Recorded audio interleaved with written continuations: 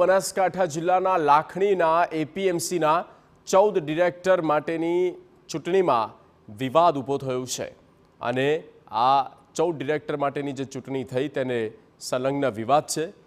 આ ભાજપે 10 ખેડૂત પ્રતિનિધિ 4 વેપારી પ્રતિનિધિને મેન્ડેટ આપ્યું છે। ભાજપનું મેન્ડેટ અને ભાજપના જ સભ્યોએ મોરચો માંડ્યો છે।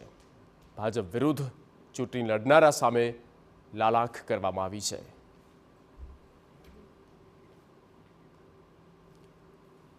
તો એ જે પત્ર લખવામાં આવ્યું છે તે પણ અમે આપને બતાવી રહ્યા છે। લાખણી એપીએમસીમાં ચૂંટણી 14 ડિરેક્ટરો માટેની ભાજપના જ જે ઉમેદવારો અને તેની સામે જ ભાજપના જ કેટલાક લોકો દ્વારા વિરોધ કરવામાં આવ્યો। ભાજપે 10 ખેડૂત પ્રતિનિધિ અને 4 વેપારીને આ મેન્ડેટ આપ્યું અને તેની સામે ચોક્કસ વાંધો કેટલાક લોકોને અને ભાજપની સામે જ મોરચો માંડ્યો છે।